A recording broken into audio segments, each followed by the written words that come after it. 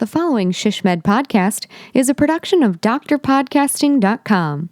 On this edition of the ShishMed podcast, whether it's a national conference or a presentation to the board of directors, it's really important that your organization's leaders communicate with confidence and impact.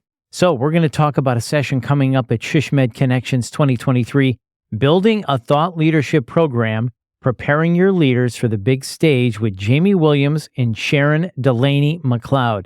So if you're wondering, how can I be better, or how can I get my top leadership to be better when presenting their ideas?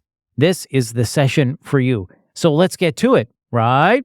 No. This is the ShishMed Podcast, rapid insights for healthcare strategy professionals in planning, business development, marketing, communications, and public relations.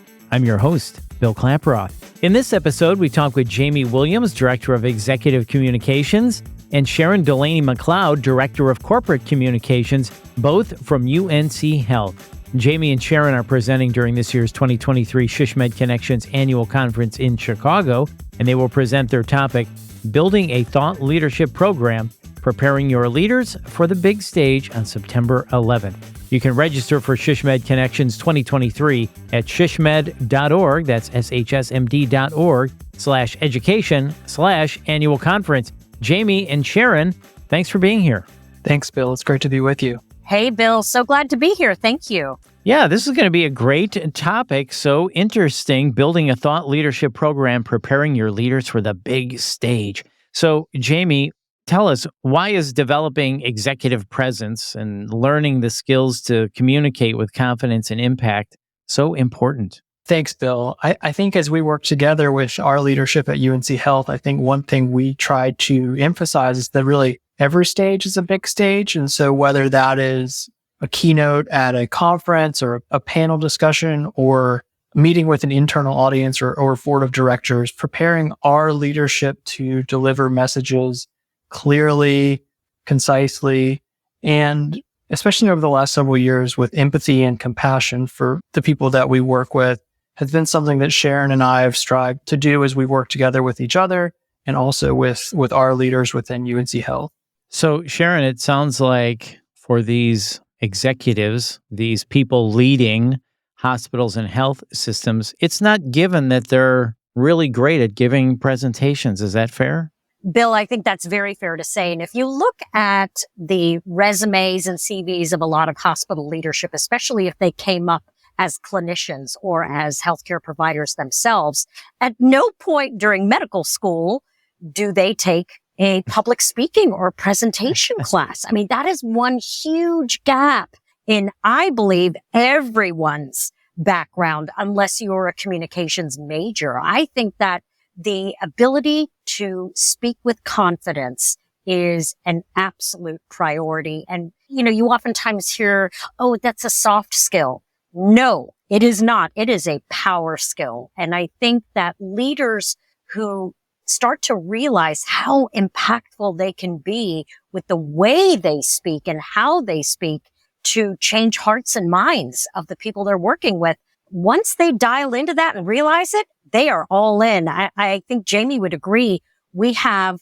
tremendous support from our executives because they know just how important it is. I definitely agree with Sharon. And I think, honestly, where we saw this was in 2020, in that spring and summer, as COVID was interrupting all of our work lives and the venues that we had to speak with our teammates were gone, really. And there was so much information to share that was so rapidly changing. Probably like a lot of places, we launched weekly videos with our executives, with our CEO, especially. We were doing weekly videos to update our teammates on changing policies as it pertained to safety within the workplace, messages of support, and other things. And honestly, we hadn't done such regular video communication or anything like that with our CEO up to that point. And we saw such response from our teammates. And I think our leadership began to appreciate just how valuable of a medium that was to communicate messages with our teammates, which are spread all across the state of North Carolina. We have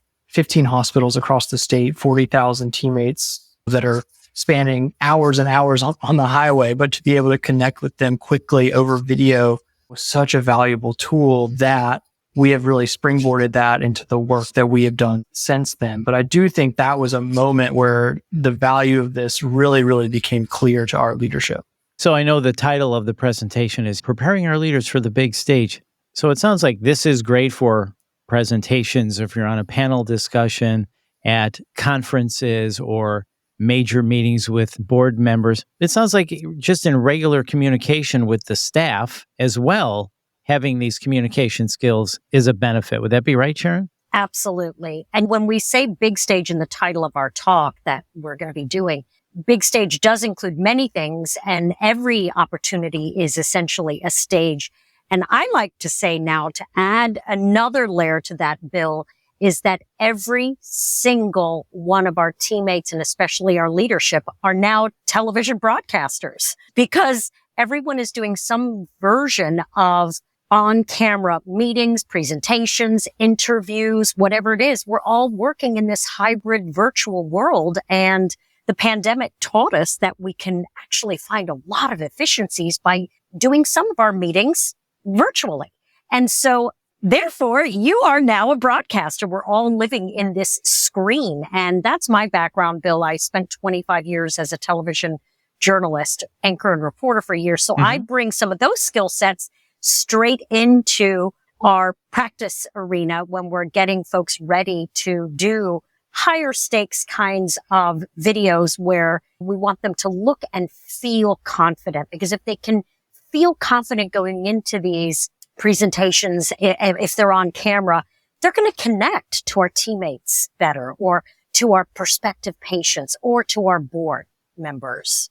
I was just going to add to that, Bill, because I think it's important to sort of expand upon what Sharon was saying and think about the ways that her and I do work together. She mentioned her background in television. My background is more on the writing side. I would consider myself more of a writer, and having worked with our executives to help them with talks and help them with sort of internal emails and messages, I think what I appreciate the most about working with someone like Sharon and the appreciation that I've gained for her over our time together is really, I can spend the time working with our leadership to craft great messages and beautiful words that are fitting the purpose that we need. But I think what I've come to appreciate is that that's really only half the battle. and the delivery, and especially, when it's virtual or when it's on video, the delivery makes all the difference. We could have those messages, but if it's not delivered in a compelling way that's going to grab people's attention, it's kind of all for naught. Bill, I don't know if you've ever seen the pie chart about how people perceive you when you are communicating. Okay. And this is based on the work of Dr. Albert Mehrabian, who's a researcher out at UCLA. And he says, and this builds upon what Jamie was just saying, you can have the most beautiful words in the world that Jamie has helped craft. But if you can't deliver it well, you might as well send it as an email. And so apparently, according to Dr. Albert Mehrabian's research, is 55% of your communication is actually your body language and what your face looks like and what your hands are doing. 38% is what your voice sounds like, the actual delivery of your vocal, of what you're saying. And then only 7% are the actual words. And so essentially what we're doing with our leaders is we're trying to make sure that all of it is working congruently.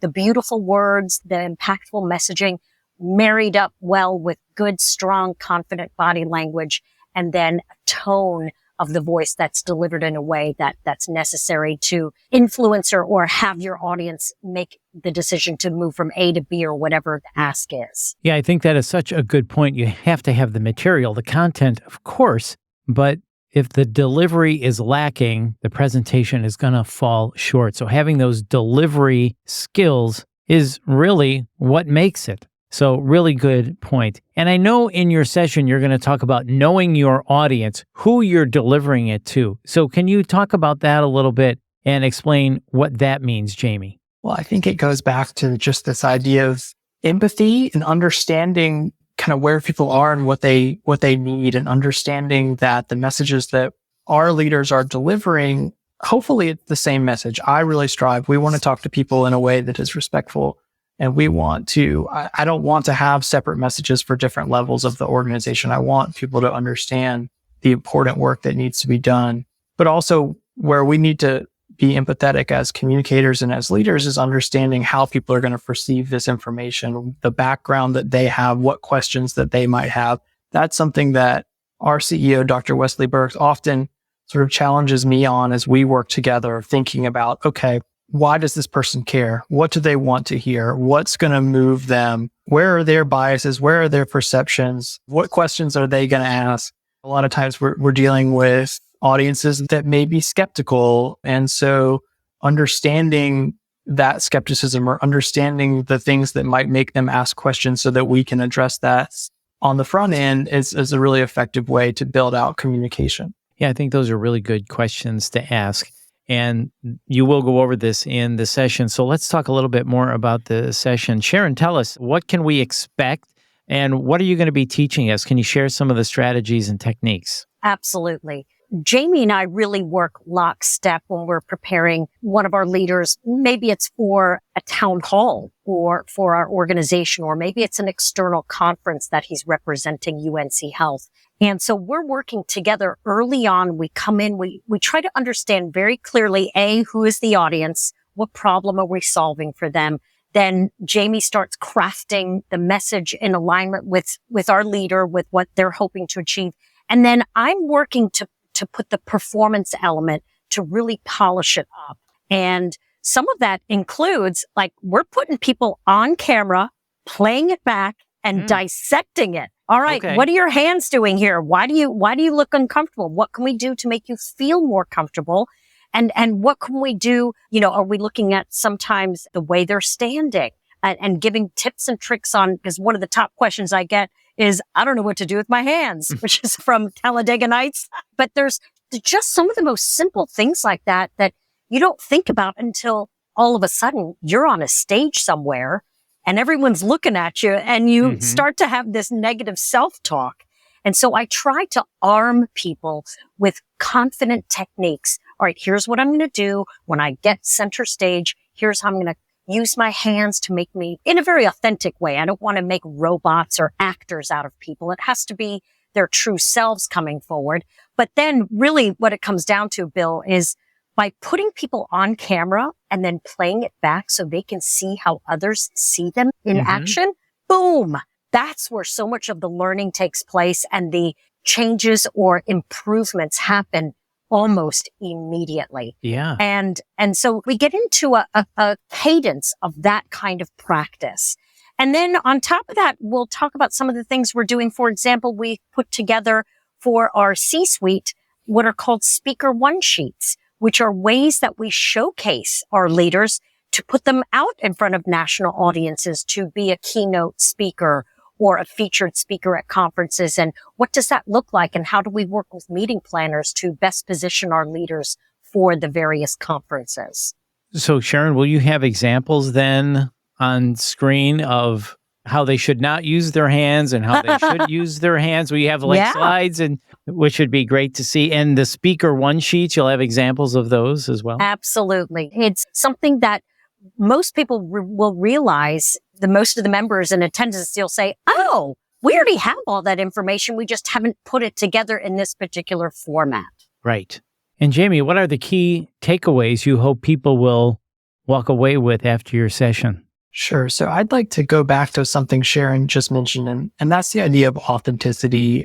With a lot of humility, I really just understand, as much as I work to craft these messages and Sharon is working on this training, and it's really helpful for folks. The reality is that when we are preparing our executives to go out and speak, people are coming to see them. They're not coming to see Jamie. They're not coming to see Sharon. They're coming to see these leaders. And so we have to work closely with them to tailor the work that we do in a way that is authentic to them, that acknowledges their strengths, their weaknesses, and positions them to be their best. And that's really what I'm always striving to do. And so some of the ways that we have done that is having conversations over time, listening, learning different stories. Sharon has this wonderful resource that we've used with our leaders, the story bank exercise, where people can kind of catalog their experiences over their professional career, help share some of those personal stories so that when we are working on a talk, when we're going to a particular audience, I can kind of look through those files and say, hey, this is a great personal story that might work well for this group. And honestly, one of the most effective things that I've done over the years is as I'm working on a talk, as I'm working on talking points, just sitting in the audience and listening to our leaders and honestly listening into the things that they say that I didn't write, the things that weren't in the talking points, because those are the things that they're ad-libbing that often trigger something in my mind to say, oh, well, gosh, that must be a really important thing. And so a lot of times I'm taking notes on that, and I can assure you, Bill, the next time that anecdote's going to be in there. Well, this has really been a lot of fun. This is going to be a great session. I appreciate your time today, Jamie and Sharon. As we wrap up, I'd like to ask you each the same question. Sharon, let's start with you. What else would you like to add when we're talking about becoming a more confident speaker and having executive presence? What would you like to add? I think it's important to recognize that everybody has a story and everybody has something important to share. And when you can build confidence around bringing those messages to the world, there's really no limit with what you can do with that. And one of my favorite TED speakers said, words are powerful. You can either say, I love you, or start a war. And I mean, if you let that sit for a minute, it's just extraordinary. And so I think that once people understand just how important and impactful their communication can be and how they can help their team members lean into that as well, there's really no limit with what can be done. Very well said. Everybody has a story to tell and words have power. And Jamie, if we could wrap up with you then, anything else you'd like to add? Yeah, I think what you bring to the table here as a communicator and as a speaker really has to be that sense of curiosity to learn those stories, to share those stories that Sharon was just mentioning. But then also, as we look for inspiration, I know that when I'm doing my work and when I'm working with our executives, we're constantly passing articles back and forth, and they can be from a range of sources on a range of subjects. But the idea is to find those little pieces of connection that can work for you and work for others. And sometimes this comes from different sources than you might expect. And so what I hope to encourage of those who attend the talk and those who do work that's similar to what Sharon and I do is to just try to build those connections with the people that you work with, build those personal connections to sort of understand what's going to inspire and motivate them, and then bring that into the work that you're doing. Yeah, good point. Well, I think this is going to be a great session. I want to thank you both for your time today, and we're looking forward to seeing you at SHSMD 2023. Jamie and Sharon, thank you so much for your time. Thanks, Bill. Thank you. And once again, that's Jamie Williams and Sharon Delaney McLeod. They are presenting at this year's 2023 SHSMD Connections in Chicago. Their topic, Building a Thought Leadership Program, Preparing Your Leaders for the Big Stage. They will present that on Monday, September 11th. You can register for SHSMD Connections 2023 at shsmd.org, shsmd.org/education/annual conference. And if you found this podcast helpful, and of course, how could you not? Please share it on all of your social channels. And please hit the subscribe or follow button to get every episode. This has been a production of Dr. Podcasting.